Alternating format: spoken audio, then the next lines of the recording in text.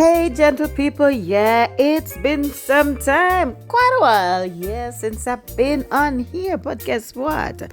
I was a little bit reluctant, but Mr. me come and say a few things. And the first thing we're gonna tell you, watch on your utility bills for this holiday season and beyond, because JPS have something to give to it. Jamaica Public Service Company, JPS. Customers will face a 7% increase in their December electricity bills, which cover consumption for the month of November. The adjustment follows approval by the regulator, which allowed JPS to defer part of the increase to help lessen the immediate financial impact on customers and avoid bill shock, according to an announcement reported on Monday. All right, so let me see. We didn't have any light in November, and it says they're going to bill us for November. So November, we don't expect to pay no bill, but moving on to December, am I right? Okay, so let's leave that where it is. It will surface again. Moving on right now, it always says, be wary of those who come bearing gifts. And I've been watching the news for the last couple of weeks, of course, in relation to Melissa, and see how these other countries are coming in with the support and everybody's bringing them gifts. But then I ran into these clips on YouTube. I want y'all to take a listen. I may be right, I may be wrong, because me I say, man, them drum up the support so fast. Has to be something. I guess everybody want a piece. And from what I'm seeing in these videos, thanks to, I think one is called Relax, I'm not sure, but I'll look up the information later on and put in the credits. Then we have something that everybody wants a piece of. So they're coming in now, looking at this information and watching what's going on. Could it be that all this drilling that was being done before is what affected or is affecting those people in Manchester or Westmoreland and St. Elizabeth, the drilling and all that? There's a shifting, the earth shifting, the fault lines, etc. Let me know. Give me your thoughts in the comment section below. Gold, the precious metal that has captivated mankind for centuries. Today we dive into the fascinating world of gold discovery and mining in Jamaica. This captivating journey begins with the discovery of gold in the 18th century, a moment that forever changed the course of Jamaica's history. The initial reactions to this discovery were a mix of surprise and excitement, as it marked the dawn of a new era for the island. The discovery had significant impacts, transforming Jamaica into a land of opportunity with the promise of wealth and prosperity. Jamaica's geological composition, rich in minerals and metals, makes it a gold-bearing land. The island's unique geological aspects, such as its volcanic origin and bountiful rivers, have contributed to the presence of gold in its soil. These natural features set the stage for the establishment of a thriving gold mining industry. With such an intriguing history, let's delve deeper into Jamaica's gold mining industry. Unearthing gold isn't a simple task, it's a complex and labor-intensive process. In Jamaica, it's no different. The journey of gold mining in Jamaica begins with exploration. Geologists and mining experts traverse the land seeking out potential gold-rich areas. They use advanced technology and good old-fashioned intuition to find the veins of gold hidden beneath the Earth's surface. This stage is a game of patience and precision, as every potential site needs to be carefully evaluated for its gold content. Once a location is deemed worthy, the extraction process begins. Excavators and loaders dig into the earth, carefully removing layers of soil and rock, revealing the precious gold ore beneath. It's a delicate balance as the miners strive to extract as much gold as possible while causing minimal damage to the surrounding environment. The extracted gold ore then undergoes a process of crushing and milling, reducing it to a fine powder. This powder is mixed with water to create a pulp, which is then treated with chemicals to separate the gold from the other minerals. This stage of the process is known as leaching. The leaching process results in a solution containing gold particles, which is then subjected to a process known as electrowinning. Here, an electrical current is passed through the solution, causing the gold to separate and deposit onto the cathode. Next, the gold is melted down into door bars, which are roughly 90% pure. These bars are then shipped off to a refinery where they are further purified to 99.9%, the gold standard, if you will. the economic impact of gold mining in Jamaica. Gold mining isn't just about the glittering end product, it has significant economic implications. When we think about gold mining in Jamaica, it's not just the gleaming metal that catches our attention, but also the economic ripple effect it creates in the country. Let's start with job creation. It's no secret that mining is a labor-intensive industry. In Jamaica, gold mining creates a multitude of direct jobs, from miners to engineers, geologists to mechanics. And let's not forget the indirect employment opportunities it generates. Think about the businesses that spring up to support the mining industry. Everything from catering services to transportation companies. Alright, so in this next clip, we see who gets the jobs that were created. And say anything where black people say, if in Augusta, it got near to so, but we don't have to say if in Augusta because we're seeing with our own eyes. Agree or disagree? Providing a livelihood for thousands. Then there's the revenue for the government. Gold mining in Jamaica contributes significantly to the national coffers. This comes from taxes levied on mining operations, royalties from gold sales, and even export duties. This revenue is then channeled into public services, contributing to the country's development and improving the quality of life for its citizens.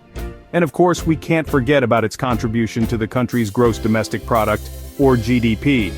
Gold mining adds value to Jamaica's economy, contributing a substantial chunk to the GDP. This helps strengthen the country's economic standing on the global stage. But like any coin, there's another side to this.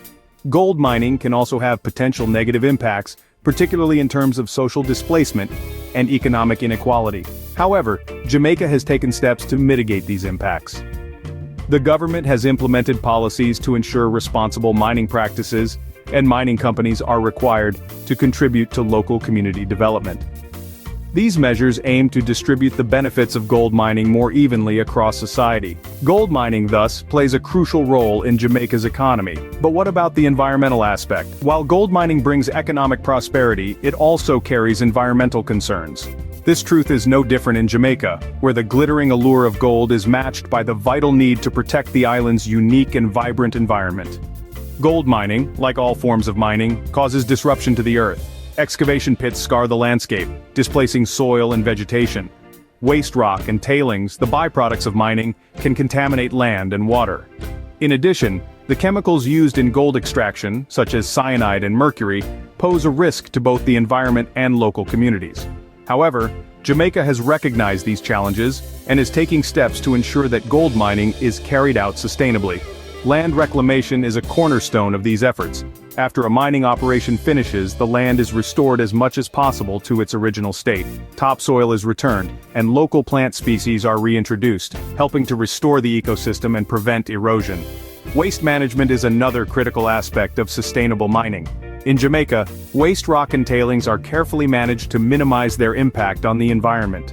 For instance, waste rock is often stored in engineered structures to prevent contamination of soil and water.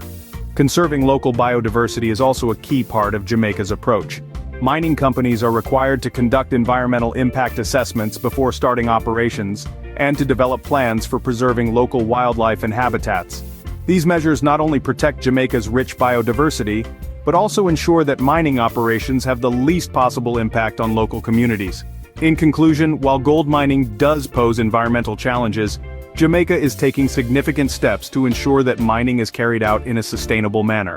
By balancing the economic benefits of gold mining with the need to protect the environment, Jamaica is striving to ensure that the pursuit of gold does not come at the expense of the island's natural beauty and biodiversity.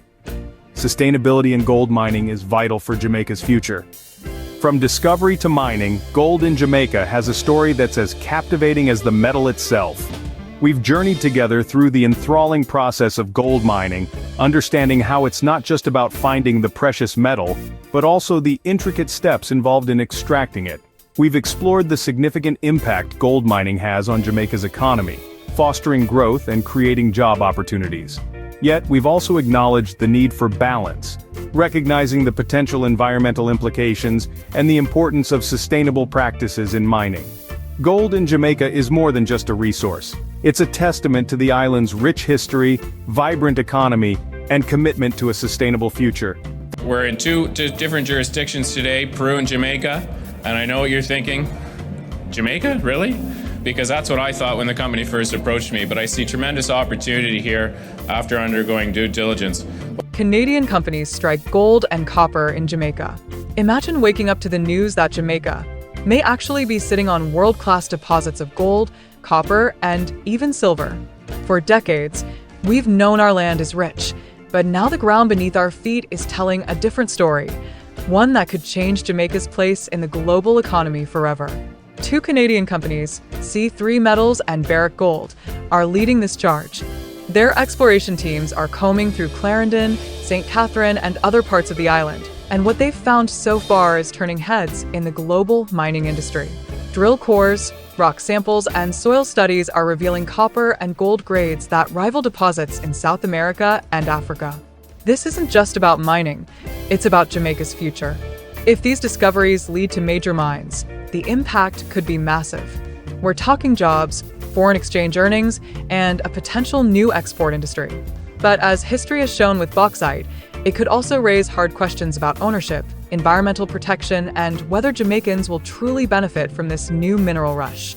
So in this video, we're diving deep into what exactly these Canadian companies have found, why they're so excited about Jamaica, and what it could mean for us as a nation. This week, we released some very exciting results of strong copper geochemistry at our Bellas Gate project in Jamaica. You may remember that our Bellas Gate project is currently under an option agreement where a subsidiary of Freeport-McMoRan, the largest copper producer in the world, is earning into the project up to 75% by funding up to $75 million US in exploration and related expenditures. The results that we announced this week from the program are in the Northwest project area over a red bed copper target. So at Bellas Gate, actually the primary targets are porphyry, copper gold porphyries. But in the Northwest project area, we've found through mapping and sampling a red bed copper target. The red bed copper deposits make up the second most copper production globally after porphyry deposits. And what is particularly exciting about this is the results. We tried to do trenching in this area previously, and we were having trouble getting through soil. So what we did is we set up 9 soil lines over a 3-kilometer area. And along each line, very systematically, we took soil samples and dug soil pits every 5 meters along the line to get an idea of the width and the consistency of the copper mineralization in this area. And quite frankly, we were blown away with the results. We have a 120-meter wide zone averaging 0.12% copper in soils. So that's like 1,200 ppm. Why that's exciting for us is anything over 300 ppm copper in soils parts per million, that is strongly worthy of follow-up exploration. So 120-meter zone of 0.12% in soil, another 90-meter zone of 0.13% in soil, a 50-meter zone of 0.16%, and a 205-meter zone that was averaging over 450 ppm copper. So when you put that all together, we've now outlined a 2.7-kilometer zone trending east-west. It's still open in both directions. It is as narrow as 20 meters and as wide as 205 meters with thresholds all above 400 ppm copper. C3 Metals and their discoveries. The first company making waves is C3 Metals Incorporated, a Canadian junior exploration firm that has quietly been building a strong footprint in Jamaica. C3 controls nearly 18,000 hectares of mineral rights, plus another 10,000 hectares through a joint venture with Geophysics Jamaica.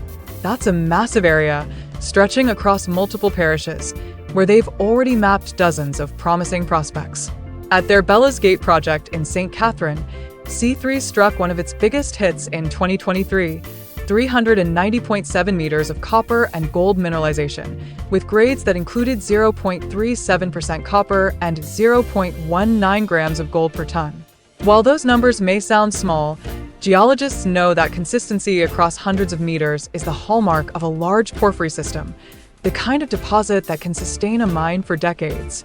Over at Connors, drilling results were just as exciting. In 2024, the company announced a 79-meter zone containing 0.71% copper and 0.49 grams per ton gold, including a sweet spot of 46 meters running at nearly 1% copper and 0.7 grams per ton gold. For context, global porphyry mines often operate profitably at much lower grades, meaning these results are strong enough to attract serious attention. And then came the bombshell at Arthur's Seat in Clarendon. Surface sampling in 2025 revealed jaw-dropping numbers: 13.8% copper and nearly 500 grams per ton silver in some rock samples. 11 different samples showed more than 4% copper, a figure considered high-grade anywhere in the world. These are not ordinary numbers. They suggest that Jamaica may have much richer zones than anyone previously thought possible. Finally, at Provost, assays revealed gold and copper close to the surface, at depths of only 150 meters. This pattern is typical of porphyry deposits, where copper and gold occur together in large, continuous zones. If proven, it could place Jamaica firmly on the global map for copper-gold systems, a class of deposits that major mining companies are constantly searching for. Barrick Gold joins the hunt. If C3 Metals is the pioneer, then Barrick Gold is the heavyweight stepping into the ring. Barrick is one of the largest gold producers on Earth, with mines in North America, South America, Africa, and Asia. When a company of Barrick's size and reputation takes an interest in Jamaica, it signals something much bigger than just exploration. It means they see real potential for world-class discoveries. In 2025, Barrick announced a partnership with Geophysics Jamaica, a local exploration company, to comb through a massive 4,000 square kilometer land package. This is one of the largest exploration efforts in Jamaican history. Their strategy is simple but powerful. Use modern geophysical surveys, mapping, and soil sampling to identify drill-ready sites by the end of this year. Why does this matter? Because Barrick doesn't waste time on small projects. Their business model depends on finding deposits that can produce millions of ounces of gold or billions of pounds of copper over decades. If they're here, it means the data is pointing towards something much bigger than a small mine. Their entry also creates a fascinating dynamic. On one side, you have C3 Metals, a junior company with proven exploration success, but limited funding. On the other, you have Barrick, a giant with the financial power and technical expertise to develop large-scale mines. If both succeed, Jamaica could see multiple mining operations spring up within the next decade. And if Barrick finds what they're looking for, Jamaica could be placed in the same conversation as Chile or Peru when it comes to copper exploration. The quickest rundown is that for the last 5 or 6 years, we started an exploration campaign across the whole island of Jamaica. And we did about 40,000 assays as we went across and put down licenses over anything that looked very interesting. We have primarily come up with copper and gold targets in the island. We have a joint venture with C3 that was just announced. We have had a lot of interest from the majors for the copper and gold that we're working on in the rest of the island. And we may have some news shortly on that. If Jamaica can establish itself as a gold producer, it would provide a steady flow of foreign exchange to the economy. Even small gold mines can generate hundreds of millions of dollars annually if managed correctly. But this isn't just about numbers on paper. Mining operations mean jobs, both directly in exploration and extraction, and indirectly in transport, services, and local supply chains. Communities in Clarendon and St. Catherine could see new employment opportunities if mines are developed. However, the key question remains: will these jobs and benefits stay in Jamaica, or will the majority of profits flow overseas? Risks and concerns. As exciting as this all sounds, Jamaica must tread carefully. History has shown us what can happen when resource wealth is not managed properly. The bauxite industry promised prosperity decades ago, but today, the scars of abandoned pits remain, and many Jamaicans feel the benefits never match the hype. Could copper and gold repeat that story? There are environmental risks too. Mining, especially large-scale open-pit operations, can devastate ecosystems if not carefully controlled. Rivers, forests, and farming communities could all be affected. For a country that relies heavily on agriculture and tourism, protecting the environment is just as important as unlocking mineral wealth. Then there's the issue of royalties and ownership. If Jamaica simply signs away its resources to foreign companies for small royalties, we may end up with little more than a few short-term jobs. To truly benefit, the government will need to negotiate tough contracts, ensure local participation, and demand that companies invest in communities as well as mines. Finally, there's the geopolitical angle. With Canadian companies leading the charge, other nations may soon take notice. China, for instance, is aggressively pursuing copper and gold projects worldwide. Could Jamaica become a new battleground for resource competition between global powers? It's a possibility worth watching. So here's the question Jamaica faces today. Are we standing on the brink of a mineral revolution? Or are we walking into another story of exploitation and missed opportunities? The discoveries by C3 metals and the arrival of Barrick gold are undeniably historic. But history teaches us that natural resources can be both a blessing and a curse. If managed well, Jamaica could see new industries, thousands of jobs, and a stronger economy built around one of the world's most valuable metals. But if mismanaged, we risk repeating the mistakes of the past, where foreign companies walk away rich, and Jamaicans are left with damaged land and broken promises. One thing is certain, the world is now watching Jamaica. Beneath our hills and valleys lies copper, gold, and silver, metals that could power the clean energy future and secure Jamaica's economic independence. But whether this becomes a national triumph or a national tragedy depends on the choices we make today. So, is Jamaica ready for a new golden era, or will history repeat itself? The answer is waiting underground. All right, so we've listened for ourselves and some of the facts, and honestly, I didn't put any of this in there. I saw it, and I know a lot of us probably have seen it but never stopped to listen or pay any attention because we're saying, oh, that's not for us. But be wise. Let us be wise as a people. We spend a lot of time gossiping and tearing down each other. Let us now shift the focus somewhat to what is important, the environment. Of course, we're not going to be here turning wood and stone, but what happened to those who come after us? And yes, just take a look at the devastation. Could it have been because of digging and searching for metals, precious stones, gold, etc.? We don't know, but look at those houses underwater. And I'm sure a lot of people are adamant that, yeah, I don't want to move. I've lived there for so many years. But yes, history has a way of repeating itself. So also take that into consideration. You may not be here, but the people after you, I'm sure you love all your relatives, your children, and your grandchildren. So think about it. Make that move. If you can relocate, I strongly suggest you do so, but look at what is happening around us. Beware of those come bearing gifts, even just in your own small circle, family circle and friends.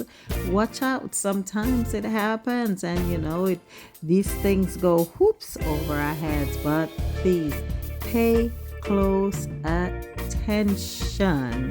All right, I thank you so very much for watching, and I do hope to see more of this stuff coming up, and we'll bring it to your attention. But let us take some time to stay away from the gossip and focus on things like these. Look what has happened to our plantations since the passage of Hurricane Melissa. Well, it's your girl Siri Diva Dion once again, and it may sound like nonsense to you, but please pick sense out of nonsense.